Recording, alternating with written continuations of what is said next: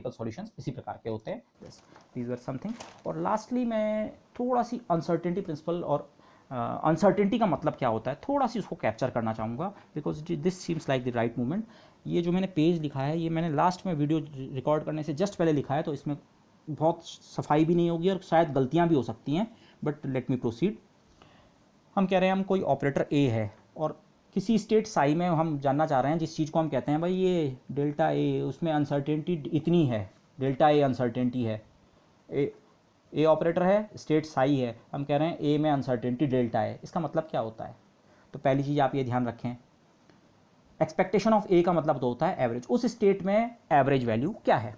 But आप पहले एक एग्जांपल, थोड़ी देर के लिए सारा भूल जाओ, स्कूल लेवल पे आपने स्टैटिस्टिक्स की है, एवरेजेस निकालते हैं आप। माना एक क्लास है जिसमें 5 बच्चे हैं और पाँचों बच्चों के नंबर 60 आ रखे हैं, 60। तो अगर आप इस क्लास में एवरेज मार्क्स, आपको प्रिंसिपल पूछे कितने हैं इस क्लास में एवरेज मार्क्स ऑफ स्टूडेंट, तो आंसर आएगा 60, एवरेज 60 है।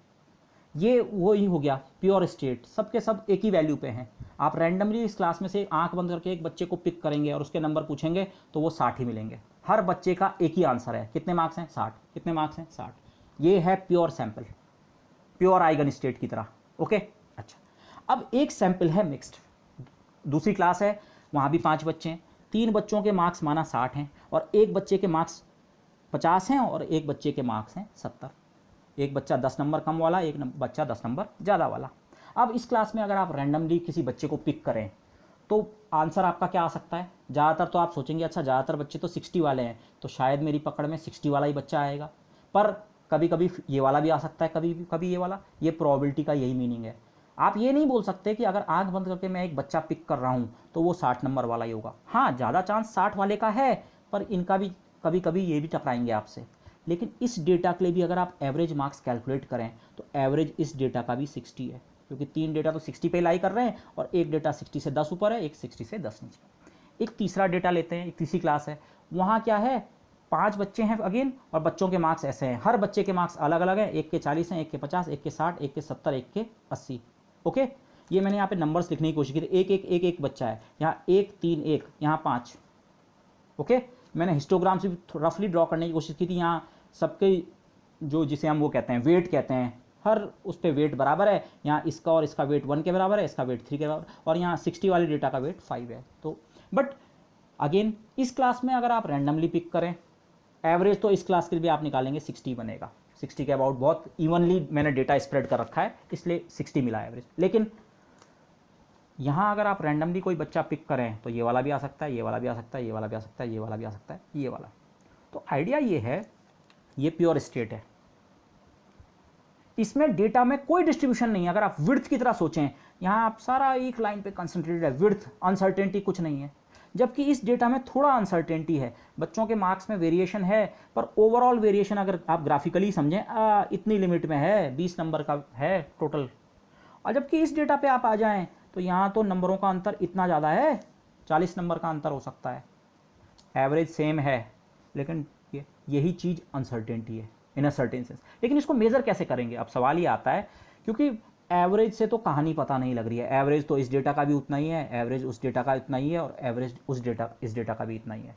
तो एवरेज से ये कैप्चर नहीं हो रहा है कि वो डेटा कितना स्प्रेड है। ये बेसिकली डेटा की स्प्रेड को मेज़र करता है, जिसे हम अनसर्टेनिटी कहते हैं। वो डेटा कितना, उसकी विड्थ है, या उसका स्प्रेड कितना है, या अनसर्टेनिटी कितनी है, या फजीनेस कितनी है, कितना धुंधला वो दिख रहा है।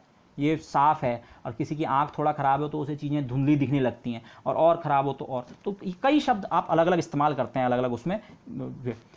तो अब मैंने जो वो डिफ़ाइन किया था पीछे जहाँ पे मैंने यूज़ किया था पोटेंशियल वेल में डेल्टा एक्स स्क्वायर कैलकुलेट करने के लिए, वहाँ पे मैंने आपको जनरल एक्सप्रेशन दिया था। बेसिकली डेल्टा ए स्क्वायर किसी ऑपरेटर का, अनसर्टेनिटी जिसे हम कह रहे हैं, या विड्थ या स्प्रेड जो भी कहें, उसका स्क्वायर कैलकुलेट करने का तरीका ये होता है। ए स्क्वायर ऑपरेटर, ए से आप ए स्क्वायर ऑपरेटर बना सकते हैं। उस ए स्क्वायर ऑपरेटर की एक्सपेक्टेशन निकालो उस स्टेट में। मैं स्टेट साई यहाँ पे नहीं लिख रहा हूँ क्योंकि हम एक पर्टिकुलर स्टेट की बात कर रहे हैं, अदरवाइज मुझे और क्लैरिटी ऐसी करनी चाहिए, क्योंकि अलग अलग स्टेट्स में अनसर्टेनिटी अलग अलग हो सकती है। इस स्टेट में अलग है, इसमें अलग है, इस में अलग। तो आप जिस स्टेट की बात कर रहे हैं उसके साथ आप ये कैलकुलेशंस करेंगे। तो किसी पर्टिकुलर स्टेट में जो अनसर्टेनिटी का स्क्वायर होता है वो basically expectation of A square, और उसमें से एक्सपेक्टेशन ए के स्क्वायर को सब्ट्रैक्ट करो। ये दोनों टर्म्स अलग अलग हैं। यहाँ ए स्क्वायर का एवरेज है, एक्सपेक्टेशन मतलब एवरेज वैल्यू होता है, ए स्क्वायर वाले ऑपरेटर की एवरेज वैल्यू, और ये है पहले ए की एवरेज वैल्यू निकाली और तब स्क्वायर किया है, तो ये दोनों क्वांटिटीज अलग अलग होंगी। हाँ, स्टेट अगर प्योर है, जैसे ये स्टेट है, प्योर स्टेट अगर आपके पास है, तब ये दोनों टर्म्स वैल्यू में बराबर होते हैं, तब आपको जीरो मिलता है। लेकिन अदरवाइज अगर आपके डेटा में स्प्रेड कम है तो वैल्यू बनेगी लेकिन छोटी बनेगी, स्प्रेड ज़्यादा है तो वैल्यू में स्प्रेड ज़्यादा होगा। अब ये वैल्यू का फिर क्वांटम से रिलेशन थोड़ा और अच्छे तरीके से करते हैं। पहले जो आप अगेन स्कूल लेवल पे जो आपने स्टैटिस्टिक्स की है, आप एक क्वांटिटी कंप्यूट करते हैं स्टैंडर्ड डेविएशन। वो स्टैंडर्ड डेविएशन एक्चुअली यही है, जैसे आप अनसर्टेनिटी कह रहे हैं, ओके, सिग्मा या कुछ सिंबल यूज़ करते हैं। स्टैंडर्ड डेविएशन की कुछ डेफिनेशन ऐसी होती है, वो मेज़र करता है deviation from the mean. Mean value जो है उसके इर्द गिर्द डेटा कितना छितराया हुआ है, वेरी रफली सेइंग। यहाँ एवरेज भी उतना ही है और सारा डेटा भी उसी पे है, 60 पे है सारा डेटा, तो यहाँ डेविएशन फ्रॉम द मीन 0 है, ओके।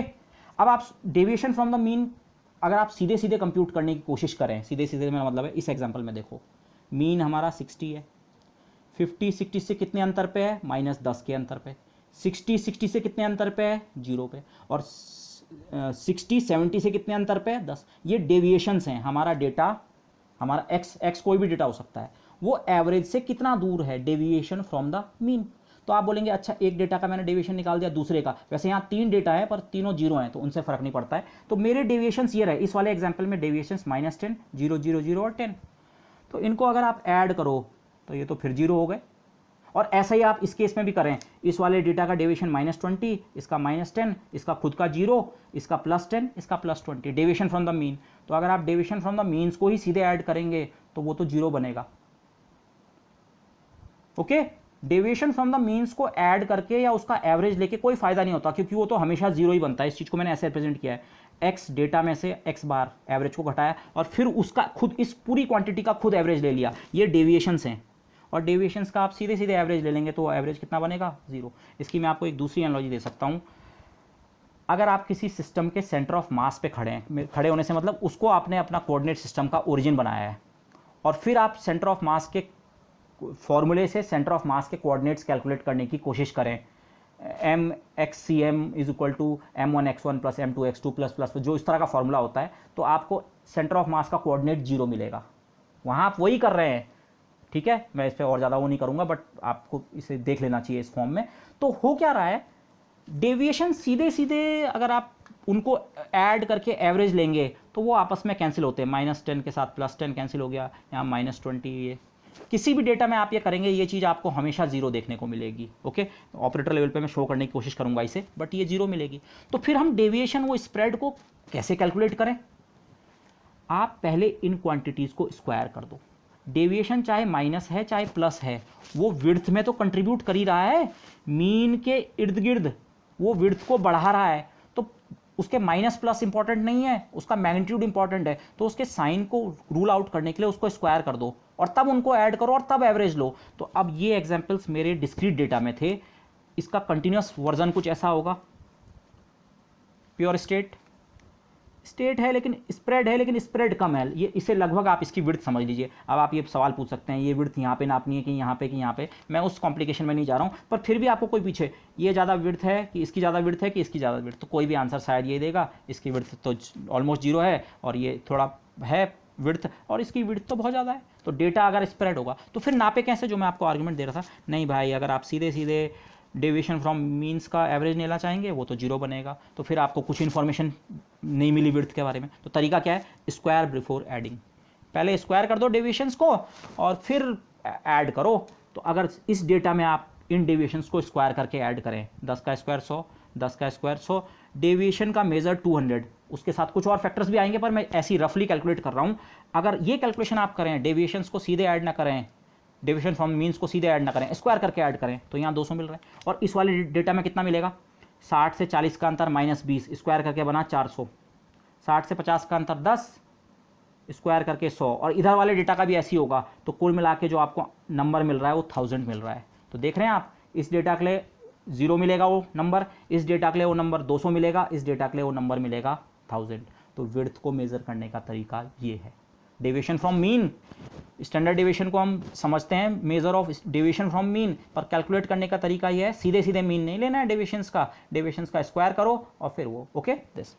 तो इनफैक्ट ये जो स्क्वायरिंग वाली टेक्निक है यहाँ पे से आप दूसरी जगह एक रिलेट कर सकते हैं। AC के जब आप वो निकालते हैं, एवरेज वैल्यू निकालते हैं जिसे RMS वैल्यू कहते हैं, तो वहाँ भी स्क्वायरिंग कुछ इसी पर्पज से की जाती है, क्योंकि आप एक साइकिल में अगर AC की एवरेज वैल्यू निकालते हैं तो वो 0 बनती है, क्योंकि पॉजिटिव साइकिल और नेगेटिव साइकिल। लेकिन अगर आप उसे स्क्वायर करते हैं तो दोनों साइकिल्स का कंट्रीब्यूशन पॉजिटिव आता है, ये हमने पीछे भी देखा था, नेगेटिव साइकिल का स्क्वायर भी पॉजिटिव।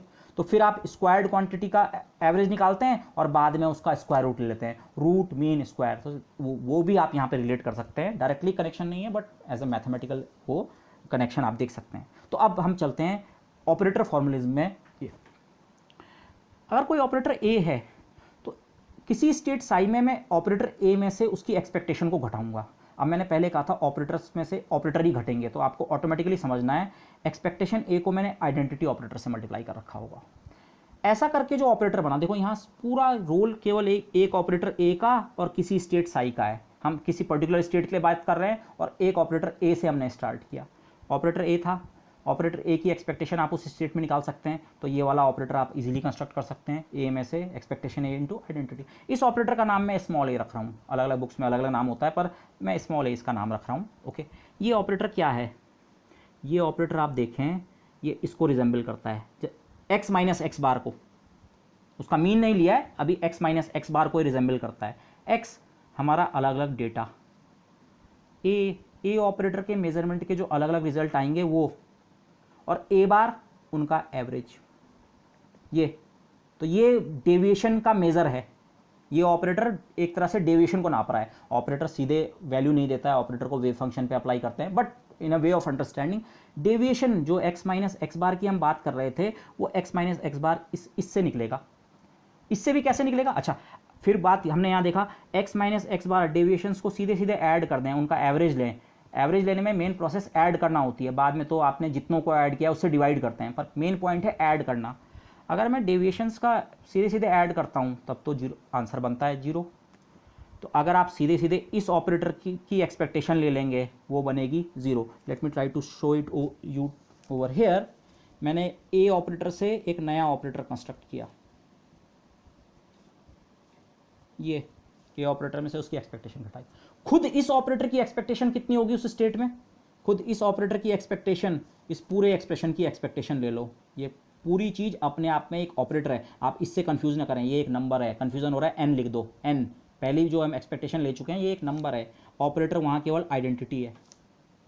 एक्सपेक्टेशन दो अलग अलग ऑपरेटर्स की हो तो दोनों की इंडिविजुअल एक्सपेक्टेशन और बीच में प्लस माइनस जो भी है, तो एक आपका टर्म बनेगा एक्सपेक्टेशन ऑफ ए माइनस ये नंबर है, ये एक्सपेक्टेशन से बाहर आ जाएगा। एक्सपेक्टेशन से मैं बाहर बोलता हूँ, एक्सपेक्टेशन का मतलब क्या होता है? इंटीग्रल साई स्टार ए साई डी टाउ। अब जो ऑपरेटर है वो किसी नंबर से पहले ही मल्टीप्लाइड है, तो वो तो इंटीग्रल से बाहर आ जाएगा। यहाँ पे ऑपरेटर आइडेंटिटी है, ए की जगह आइडेंटिटी है और ये खुद एन एक नंबर है, तो ये नंबर बाहर आया। और एक्सपेक्टेशन आप किसकी निकाल रहे हैं? आइडेंटिटी ऑपरेटर की। आइडेंटिटी की एक्सपेक्टेशन का क्या मतलब होगा? Sai star identity operator Sai, identity operator किसी भी चीज़ पे एक्ट करके वही चीज़ रिटर्न करता है, integral Sai star Sai. Sai star Sai का इंटीग्रल नॉर्मलाइजेशन के कारण 1 होता है, या नॉर्मलाइज आपने नहीं कर रखा है तो डिनोमिनेटर में एक साई स्टार साई उसको कैंसिल करने के लिए बैठा रहता है। तो आइडेंटिटी की एक्सपेक्टेशन 1 होती है। देख रहे हैं आप, दिस माइनस दिस कितना हो गया? 0। ये 1 है। तो ये यही चीज़ है एग्जैक्टली। डेविएशंस फ्रॉम मीन को सीधे सीधे ऐड करोगे, उनका एवरेज निकालने की कोशिश करोगे तो जीरो बनेगा। तो ये ऑपरेटर जो है ये डेविएशन को मेजर करता है, पर खुद इसकी एक्सपेक्टेशन तो जीरो है। लेकिन फिर कैसे विड्थ को कैसे मेजर करें, अनसर्टेनिटी को कैसे मेजर करें? अरे भाई उस चीज़ का स्क्वायर करो और तब लो। ये -10 और +10 तो कैंसिल हो जाएंगे, पर उसका स्क्वायर करो। तो वही चीज़ यहाँ पे हम करते हैं एक्चुअली। ए ऑपरेटर से हम एक ए स्क्वायर ऑपरेटर बनाते हैं। ऑपरेटर का स्क्वायर मतलब उसे खुद से मल्टीप्लाई करो। तो ये कैलकुलेशन मैं यहाँ पे आपको शो करता हूँ। ए ऑपरेटर जो मैंने डिफाइन किया, इसमें ऑल ए ऑपरेटर वो है operator A minus expectation of A into identity. तो ए स्क्वायर ऑपरेटर कितना होगा? A operator minus expectation A. Expectation A को चलो मैं अभी एन लिखता हूँ, n is just a number, okay. Identity operator A minus n identity operator, okay. A into A square operator, minus A into n into identity, n number है, A into identity operator, just similarly ये वाला term भी इससे multiply होगा, इतना ही बनेगा, तो ये हो जाएगा ट्वाइस, और लास्ट में this into this, minus minus plus n square times the identity operator, ये बना। अब एन मैंने जिस चीज़ को लिखा था मैं उसे रिटर्न कर देता हूँ, या चलो अभी एन ही रहने दो, अभी एन ही रहने दो, कोई दिक्कत नहीं है। अब खुद इस ऑपरेटर की एक्सपेक्टेशन कितनी होगी, खुद इस ऑपरेटर की एक्सपेक्टेशन मतलब इसका एवरेज निकाल रहे हैं हम। एवरेज निकालने के लिए इसकी सारी वैल्यूज़ को ऐड कर देंगे, जैसे मैंने इस एग्जांपल्स में यहीं पे छोटे में किया था, इस केस के लिए 200 बना था। बाद में इस 200 को एक्चुअली डेटा के नंबर से डिवाइड भी करना पड़ेगा इस 1000 को, बट यहाँ एवरेजिंग करने के लिए ऐड ही तो करना है। तो अगर इसकी एवरेजिंग करेंगे, एवरेजिंग क्वांटम मैकेनिक्स में होती है इससे, तो ये हमारा उसकी स्टैंडर्ड डिविएशन का मेजर होगा, या विड्थ का, एक्चुअली उसके स्क्वायर का होगा, विड्थ के स्क्वायर का या अनसर्टेनिटी के स्क्वायर का, उसका मेजर होगा। किसका, आपको इसकी एक्सपेक्टेशन लेनी पड़ेगी, किसकी, A square minus 2n times operator A plus n square times the identity operator. अब अगेन 3 ऑपरेटर्स का सम है, तो इंडिविजुअली हर किसी की एक्सपेक्टेशन हो जाएगी, ए स्क्वायर की एक्सपेक्टेशन ये वाला, माइनस 2n नंबर है expectation of A, plus n square number है एक्सपेक्टेशन ऑफ आइडेंटिटी। इसको मत छेड़ो, ए स्क्वायर की एक्सपेक्टेशन माइनस 2, एन मैंने किस चीज़ को लिखा था, एन मैंने खुद एक्सपेक्टेशन ऑफ ए को लिखा था, एक्सपेक्टेशन ऑफ ए और फिर से एक्सपेक्टेशन ऑफ ए से मल्टीप्लाइड, तो वो एक्सपेक्टेशन ऑफ ए का क्या है, स्क्वायर। और ये लास्ट टर्म में एक्सपेक्टेशन ऑफ आइडेंटिटी ऑपरेटर 1 होती है, पीछे हमने देखा ये तो 1 होता है, और n फिर से है एक्सपेक्टेशन ऑफ a को लिखा है शॉर्ट में, इसका स्क्वायर, ये a स्क्वायर की एक्सपेक्टेशन है, ये माइनस ट्वाइस एक्सपेक्टेशन a की निकाली फिर स्क्वायर किया, और ये भी इसी टाइप का टर्म है लेकिन इसका कोफिशिएंट -2 है, इसका +1, तो आप इसे लास्ट में सिंप्लीफाई करें,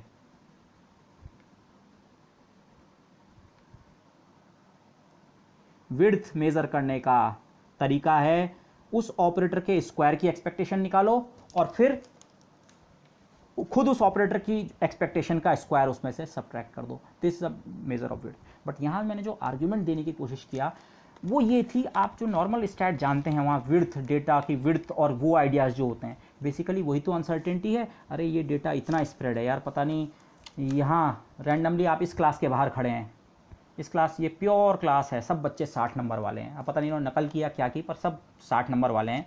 तो बिना, आपको पता है यहाँ से मैं एक बच्चा बुलाऊंगा तो वो आंसर देगा सर मेरे 60 नंबर है, यहाँ किसी बच्चे को बुलाएंगे आंसर 60 के ही करीब होगा, थोड़ा ऊपर नीचे होने का चांस है पर ज़्यादा नहीं, ज़्यादा अनसर्टेनिटी नहीं है इस डेटा में भी।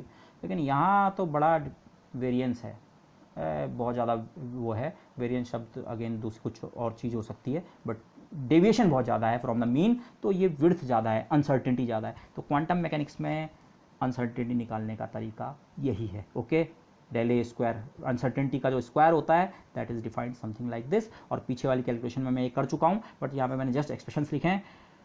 डेल एक्स स्क्वायर पोजीशन की अनसर्टेनिटी का स्क्वायर, एक्स स्क्वायर ऑपरेटर की एक्सपेक्टेशन माइनस एक्स की एक्सपेक्टेशन का स्क्वायर।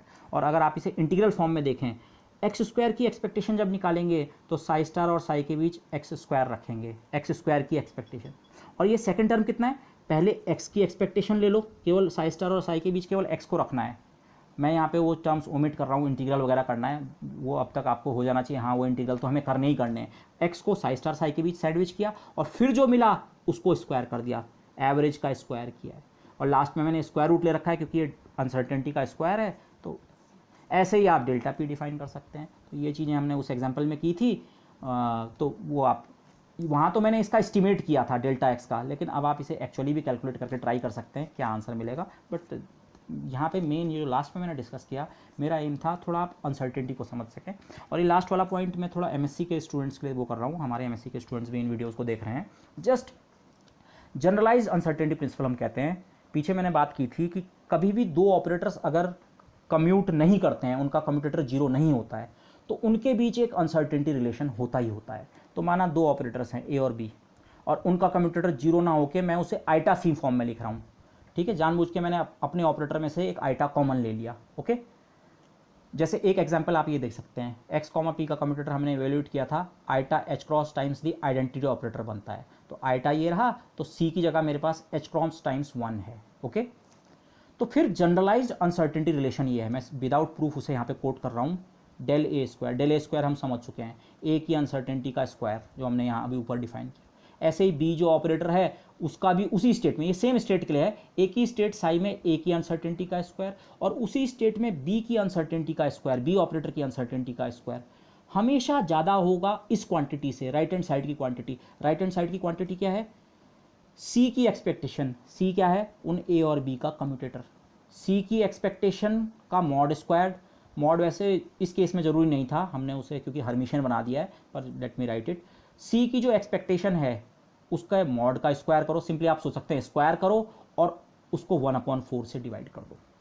ओके, आप इस वाले केस में देख सकते हैं, ये आपको आपका जो अभी तक अनसर्टेनिटी प्रिंसिपल था उस कैसे जनरेट करता है। अगर आप इस सब को सही मान रहे हैं, मैं विदाउट प्रूफ कोट कर रहा हूँ, बट ए की जगह x सोचो, बी की जगह p सोचो, तो del x square into del p square ज़्यादा होगा 1/4 टाइम्स एक्सपेक्टेशन किसकी, सी ऑपरेटर की। सी ऑपरेटर की जगह यहाँ कौन सा ऑपरेटर है, H cross times identity. H cross एक नंबर है और आइडेंटिटी की एक्सपेक्टेशन होती है 1, तो बेसिकली आप एच क्रॉस का स्क्वायर आपको मिलेगा। जब आप एक्सपेक्टेशन लेंगे एच क्रॉस कांस्टेंट की तरह बाहर आएगा, बाकी इंटीग्रल 1 बनेगा और बाद में स्क्वायर करेंगे तो एच क्रॉस स्क्वायर, और आप इस चीज़ का स्क्वायर रूट ले लेंगे अगर पूरे का, इसका square root uncertainty in x जिसे आप कहते हैं, इसका स्क्वायर रूट जिसे आप अनसर्टेनिटी इन पी कहते हैं, और right hand side greater than h cross by two. जो actual statement of uncertainty principle है वो ये फैक्टर है, ये राइट हैंड साइड का जो फैक्टर होता है ये होता है h/4 एच क्रॉस खुद h/2 है और एक 2 और है h/4। तो ये हमारा है जनरलाइज्ड अनसर्टेनिटी प्रिंसिपल, और इसको आप स्क्वायर रूट फॉर्म यहीं पे ले लें जनरल केस में, तो इसका स्क्वायर रूट डेल्टा ए, इसका square root delta B, half और mod of the expectation of C. तो this is called the generalised uncertainty principle. Okay, hopefully अगर आप बहुत ज़्यादा नहीं भी क्लिक किया हो इस लास्ट सेगमेंट में, तो hopefully you must have catch something कि थोड़ा अनसर्टेनिटी, जिस चीज़ को हम बार बार कहते हैं मेजरमेंट में अनसर्टेनिटी, एक्स के मेजरमेंट में अनसर्टेनिटी, उन चीज़ों का क्या सेंस होता है। तो with that I would like to end this video for now. Okay, bye then.